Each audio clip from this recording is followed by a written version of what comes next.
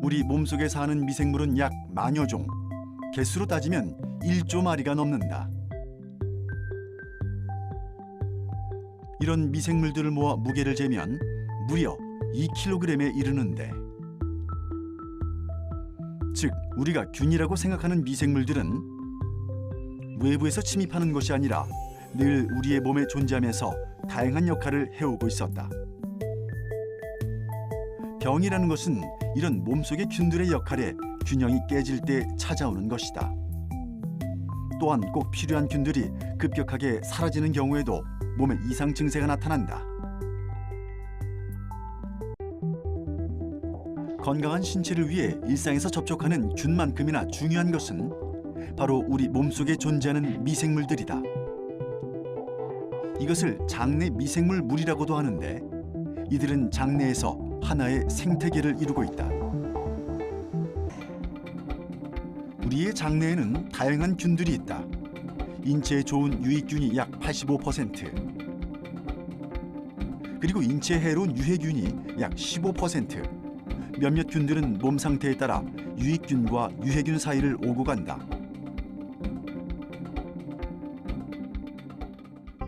이런 유익균의 역할은 다양한데, 그 첫 번째로는 방어 기제 역할을 충실히 해낸다. 즉, 나쁜 균의 침입을 막아주는 것이다. 두 번째로는 소화 기능을 돕는다. 우리가 먹는 음식을 발효시켜 양분으로 만드는 것이다. 최근 과학자들이 연구하고 있는 유익균의 가장 중요한 역할은 면역 체계 조절이다. 인간에게 튼튼한 면역 체계가 없다면 건강을 유지할 방법이 없다. 유레카!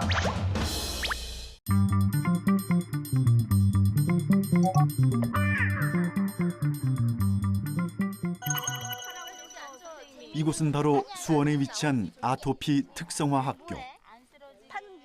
이런 야외 수업은 평소 아토피가 있던 아이들이 증세를 호전시키는 데 많은 도움이 됐다.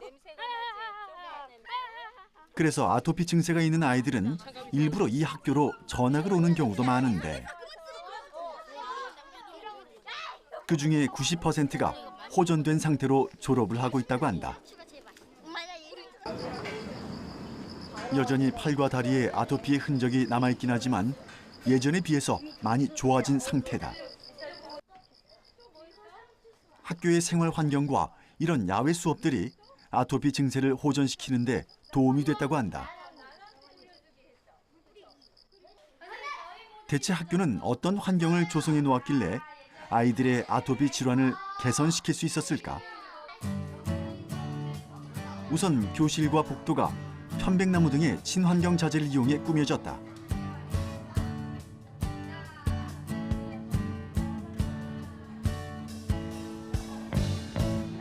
건물 안에서 수업을 받다가도 쉬는 시간에 언제든지 건물 밖으로 나가면 편하게 산책할 수 있는 숲길이 펼쳐진다.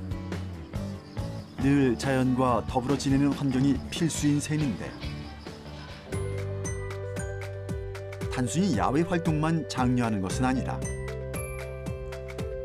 잦은 야외 활동을 하다가 땀을 흘리거나 몸이 심하게 더러워지면 깨끗이 씻을 수 있는 샤워장과 조격시설도 구비돼 있다. 적당한 청결 교육과 적당한 야외 활동, 그렇게 균형을 맞춰가는 과정 속에서 아이들은 건강한 학창 시절을 보낼 수 있다. 아토피의 대상 학생들에게는 체험실에서 아토피에 관계된 걸 관리를 받고 있습니다.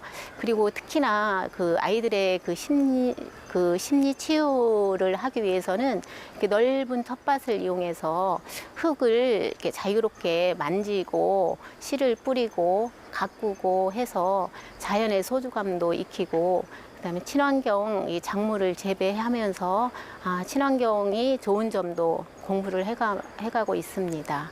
그래서 이렇게 흙을 만지고 자연스럽게 하면서 면역력이 증가되어서 아토피 치유에도 도움이 되고 있습니다. 유레카!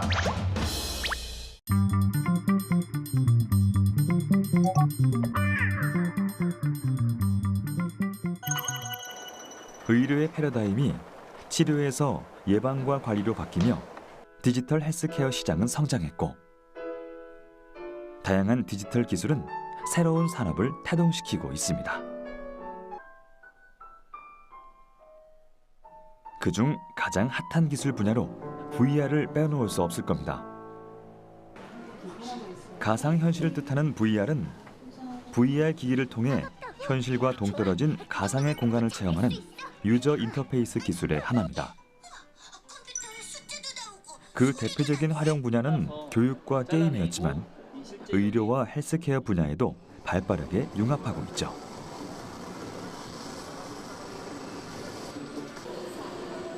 이러한 가상현실은 의학 분야에서 심리치료 및 재활훈련에 큰 도움을 주고 세밀함을 요하는 수술 및 해부 연습에도 폭넓게 사용되고 있습니다. 수술 시뮬레이터를 개발하는 한 스타트업. 이곳에선 VR 기술을 이용해 백내장 수술 훈련을 돕고 있습니다. 센서를 활용한 백내장 수술 시뮬레이터는 사람 눈의 구성 요소와 움직임을 실제처럼 구현해 의사가 초정밀 수술을 연습할 수 있는 방식입니다. 과연 그 원리는 무엇일까요? 주로 영화에서 활용되어지고 있는 모션 캡처 기술과 그리고 이제 게임에서 만들어지고 있는 VR 기술들 그리고 리얼타임 렌더링 기술들을 합해가지고 화면을 만들고 있고요.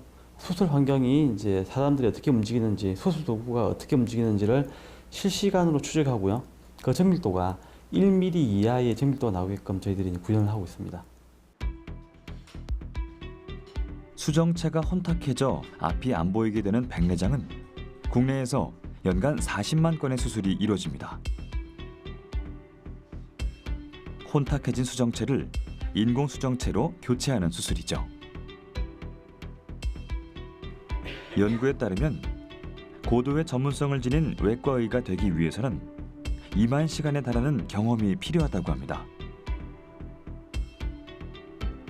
그러나 이러한 상황에서 한 대당 4억 원에 달하는 기존의 수술 시뮬레이터로는 많은 의사들이 충분히 훈련할 기회를 얻기 힘든 것이 사실이죠. 하지만 VR을 활용하면 기존 가격의 10분의 1 수준으로 시간과 공간의 제약 없이 수술 연습이 가능합니다. 가상현실 기기를 머리에 쓰면 눈앞에 수술실이 생생하게 펼쳐지죠. 의사는 VR을 통해 환자의 해부학적 구조를 보며 시뮬레이션한 장비를 손으로 잡고 실제 환자를 수술하듯 훈련을 할 수 있습니다. 자신이 만족할 때까지 말이죠.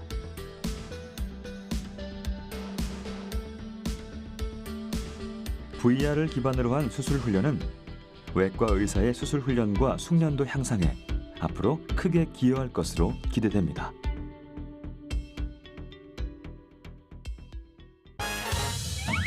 유레카!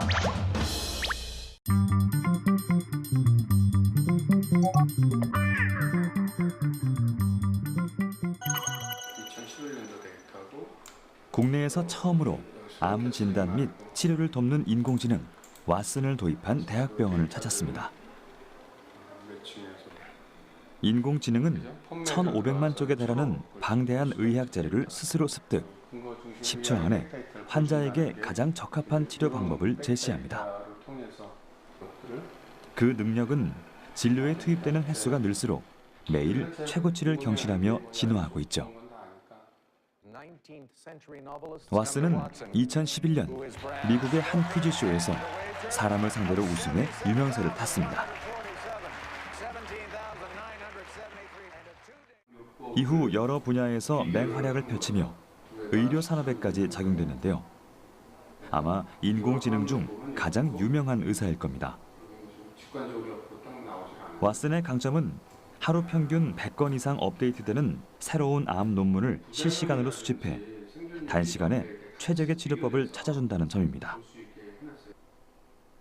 과거 치료 관련 자료를 찾느라 엄청난 시간을 들였던 전문의들은 치료에만 전념할 수 있게 됐죠.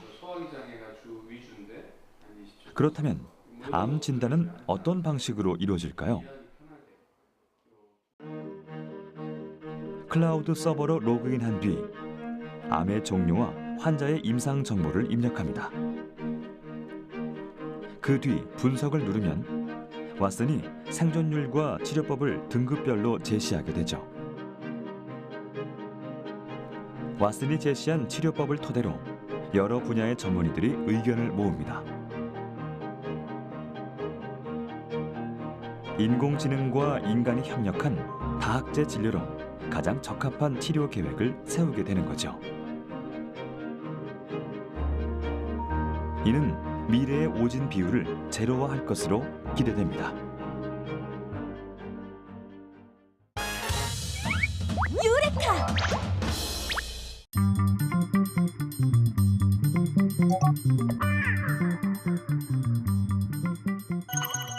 지하에 설치된 하수관 등의 관리를 위해 사람이 출입하도록 만든 구멍, 맨홀.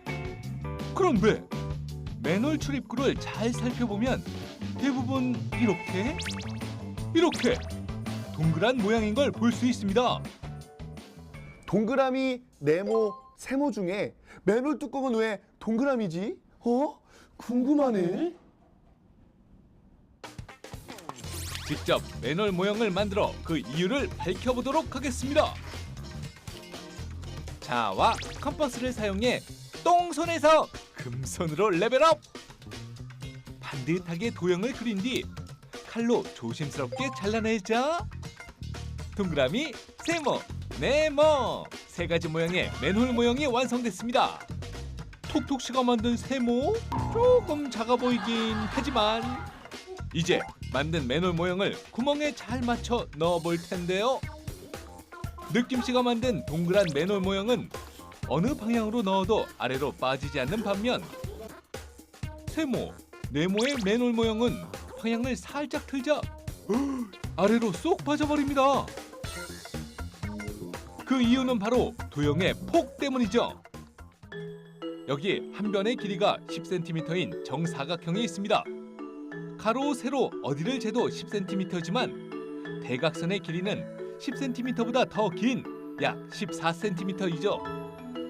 역시 마찬가지로 각 변의 길이가 10cm인 정삼각형도 높이는 약 8cm로 두 도형 모두 위치에 따라 길이 차이가 나는 걸 볼 수 있습니다. 이런 폭의 차이로 길이가 더 긴 쪽에 짧은 쪽을 넣게 되면 당연히 아래로 쉽게 빠지고 말겠죠. 그럼 10cm의 폭을 가진 원은 어떨까요? 이쪽 저쪽 여기 저기 어디를 재어도 폭은 늘 일정해 구기거나 잘라내지 않는 한 절대 아래로 빠지지 않기 때문에 맨홀 뚜껑을 이렇게 동그랗게 만드는 것입니다. 유레카!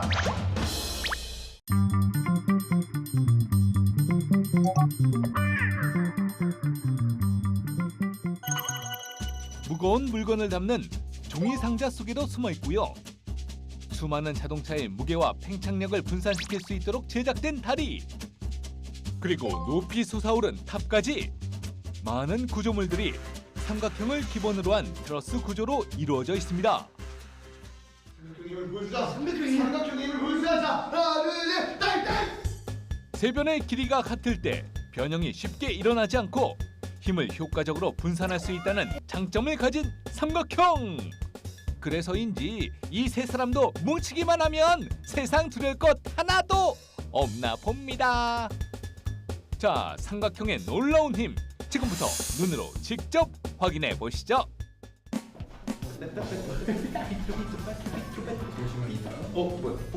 여기 같은 변의 길이를 가진 오각형, 삼각형, 사각형이 있습니다. 도형을 꾹 누르자 오각형과 사각형은 이내 모양이 찌그러지고 말지만 삼각형은 어떨까요? 손이 떨릴 정도로 힘을 강하게 주어보지만 끄떡없이 모양을 유지하고 있는데요. 이처럼 삼각형은 새 변의 길이가 결정되면 한쪽 모서리에 힘이 가해지더라도 다른 모서리 쪽으로 힘을 분산시키기 때문에 외부에 작용해도 크기와 모양이 변하지 않는 유일한 도형이라고 할 수 있죠. 즉, 삼각형이 여러 개 모이면 서로가 서로를 잡아주는 동시에 힘을 분산시키므로 단위 면적당 구조물이 받는 하중이 줄어들고 재료의 양도 줄일 수 있어 교량과 건축 분야에서 다양한 트러스 구조를 활용하고 있다고 합니다. 삼각형이 여러 개 모이면 반구형의 지붕을 가진 돔하우스를 만들 수도 있습니다.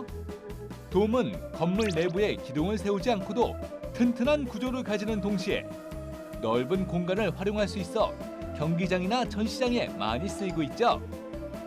돔의 구조는 20개의 정삼각형으로 이루어진 정20면체에서 출발합니다. 정20면체의 정삼각형을 작은 삼각형으로 잘게 쪼갤수록 콩처럼 구에 가까운 돔의 형태가 완성되는데요. 구는 똑같은 부피를 둘러싸고 있는 입체 도형 중에서 건널비가 가장 작기 때문에 돔 형식의 건축물은 비교적 적은 재료로도 다른 건축물들과 비슷한 넓이의 공간을 얻을 수 있다는 장점이 있습니다. 유레카.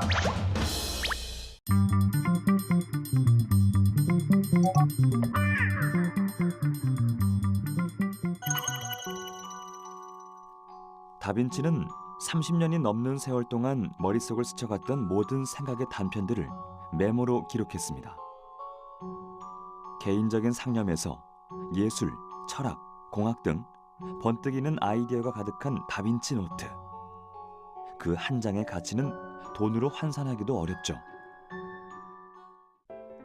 다빈치는 마치 미래를 내다본 것 같은 인물입니다. 하늘을 나는 기구, 현대적인 전쟁 무기까지 당시로선 상상할 수 없던 발명품들을 고안했죠. 지금부터 500여 년을 미리 내다본 다빈치 노트의 베일을 벗겨볼까요? 사람은 언제나 자신이 갖지 못한 것을 욕망합니다. 다빈치 역시 생애를 통틀어 꼭 이루고 싶은 꿈이 있었죠. 그 평생의 수고는 바로 하늘을 나는 것이었습니다.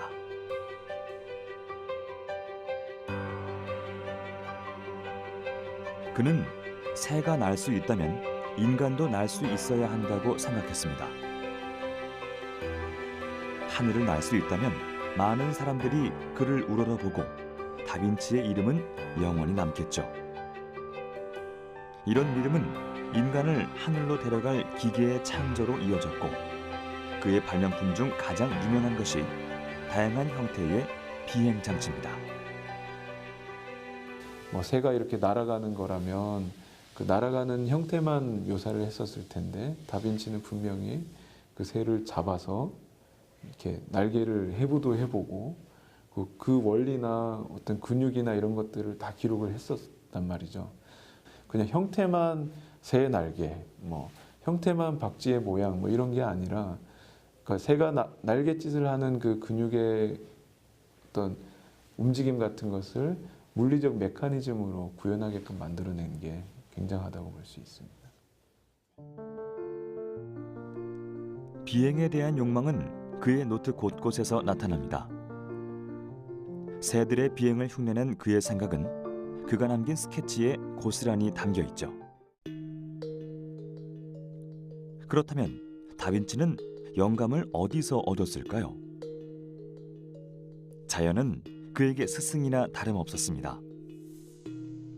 기류 속에서 새의 날개가 어떻게 움직이는지, 날개 밑에서 소용돌이가 어떻게 작용하는지 세심하게 관찰하고 분석했죠. 사람에게 커다란 날개를 붙일 수 있다면 공기의 저항을 없애고 땅에서 발을 떼고 날 수 있을 것이다. 이처럼 새를 만든 자는 역사의 길이 남을 명성과 변치 않은 영광을 얻으리라.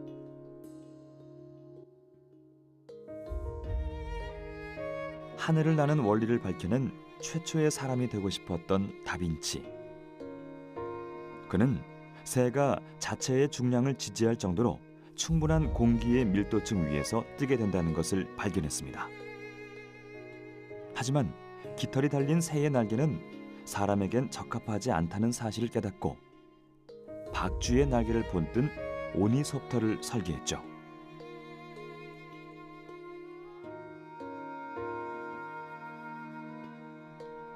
오니소프터는 사람이 기계를 이용해 커다란 날개를 흔들어 새처럼 날 수 있도록 고안한 초기의 비행기입니다. 유레카!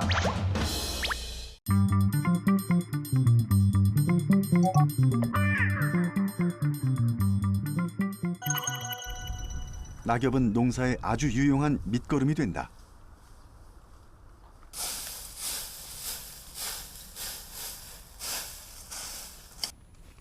지금 5년간 이제 밭을 갈지 않고 무경으로 농사짓건 토마토 밭인데요. 이제 흙을 보시면은 그 5년간 넣었던 낙엽이 다 분해돼서 흙 속으로 들어가 있고요. 흙도 굉장히 부들부들합니다. 수분도 적절하게 유지가 돼 있고, 그래서 이 밭에는 굳이 밭을 갈지 않고 퇴비나 비료를 주지 않더라도 작물이 잘 자랍니다. 눈에 보이진 않지만 수분 증발과 바람으로 고운 겉흙은 조금씩 사라진다. 낙엽과 같은 유기물을 흙 위에 덮어주면 흙의 유실을 막을 수 있다. 오창균 씨가 직접 설계한 생태 화장실. 자연 순환만으로 지력과 양분이 부족할 수 있기 때문이다. 들어갈 수가 있는데 배설물은 퇴비화 과정을 거쳐서 천연 퇴비가 되는데 오랫동안 천천히 분해되는 탄소를 많이 가진 톱밥, 나무 껍질 등 목재를 이용한다. 오창균 씨는 스스로 자신의 농사 방법을 자연농법이라고 소개한다.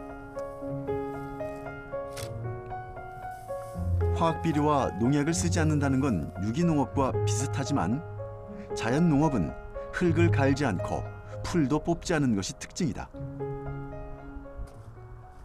그럼에도 불구하고 농사가 잘 되는 비법을 물었더니 다시 낙엽을 꼽는다. 오창균 씨는 농사가 시작되는 봄이면 산과 숲에서 미생물에 의해 분해된 나무와 낙엽의 부엽토를 긁어온다. 자연 미생물에 의해서 낙엽이나 잔가지 등이 잘게 분해되면 부엽토가 되는데 자연이 만든 최상급 퇴비라고 할 수 있다. 지금 최근에 겨울 동안은 비바람 맞고 눈 맞아서 그 겉에 있는 낙엽들은 잘 지금 까맣게 지금 그 분해가 되고 있는 상태입니다. 네, 냄새도 아주 좋습니다. 네. 검은색으로 변한 부엽토에서는 촉촉한 수분이 느껴지고 미생물이 내뿜는 흙냄새를 맡을 수 있다. 우리가 이제 건강한 흙이라고 얘기를 하면은 반드시 미생물이 있어야 됩니다. 그리고 식물이 자라는 곳에는 반드시 미생물이 증식을 하게 되어 있습니다.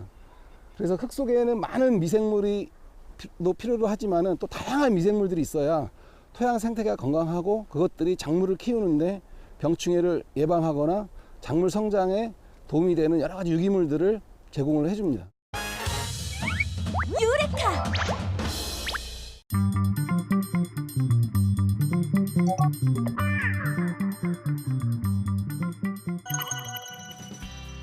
밀가루의 등장으로 우리에게 일어난 식문화 혁명. 이 신통한 녀석 덕에 현대인은 과자에서 면류, 빵 등 다양한 음식들을 먹을 수 있게 됐습니다. 이러한 장점 때문에 사람들은 밀가루를 사랑하는 걸까요? 전문가들은 그 이유를 유전자 본능에서 찾습니다. 인류 역사는 에너지원, 즉 탄수화물을 갈구하는 본능이 있다는 거죠. 우리 에너지원, 아주 근원적인 에너지원인 탄수화물에 대한 어떤 집착은 우리 인류가 오래전부터 갖고 있었던 것이죠. 근데 단지 이제 밀가루는 굉장히 다양하게 변환이 가능하다. 뭐 빵, 국수, 스파게티, 뭐 케이크, 굉장히 과자류, 뭐 굉장히 스낵, 굉장히 다양하잖아요. 현대인들 다양한 걸 추구하잖아. 현대인들의 구미에 딱 맞는 거죠. 탄수화물을 먹어야 되고 또 그걸 통해서 열량을 얻어야 되고 또 그래서 활동을 해야 되는데 굉장히 다양한 그런 형태로 우리에게 다가올 수 있고, 그러다 보니까 이제 밀가루를 많이 좋아하게 된 거고. 두 번째는 밀가루의 쫀득한 식감입니다. 다른 곡류에선 재현할 수 없는 씹는 맛과 쫄깃함. 그 이유는 밀가루가 물을 만나 생성하는 글루텐 때문이죠. 글루텐은 여러 가지 곡류에서 볼 수 있는 단백질 성분으로 특히 밀에 풍부합니다. 이것이 반죽을 쫄깃하고 찰진 식감으로 만듭니다. 그 덕에 밀가루로 빵과 면을 만들 수 있는 거죠. 반죽을 하면 할수록 글루텐 양이 많을수록 더 쫄깃한 맛을 냅니다. 이런 식감 때문에 밀가루를 좋아하는 사람들, 여기에도 이유가 있다고 합니다. 글루텐은 우리 인체에 소화되며 엑소르핀으로 분해됩니다. 이는 밖에서 들어오는 식품에 의해 만들어지는 펩타이드 성분으로 중추신경계를 자극해 우리에게 기쁘고 행복한 느낌을 전달한다고 합니다. 약간의 논란들이 있어요. 그것이 진짜 어떤 중추신경계에 어떤 조금 좀 심각한 영향을 끼친다는 보고도 있지만은 크게 영향이 없다, 그런 보고들도 있죠. 굳이 우리가 밀가루를 계속 조금 선호하게 되는 이유 중에 하나로 충분히 생각해 볼 수 있는 요소다, 이렇게는 말씀드릴 수 있어요. 하지만 이것이 탄수화물 중독의 원인이라는 이야기도 있습니다. 그만큼 밀가루의 글루텐은 많은 논란에 휩싸인 물질이기도 합니다. 최근 1, 2년간 건강 화두는 밀가루 끊기와 글루텐 프리 식품이었죠. 실제 인터넷에선 밀가루를 줄인 후 몸의 변화를 느꼈다라는 유형의 댓글을 쉽게 찾아볼 수 있는데요.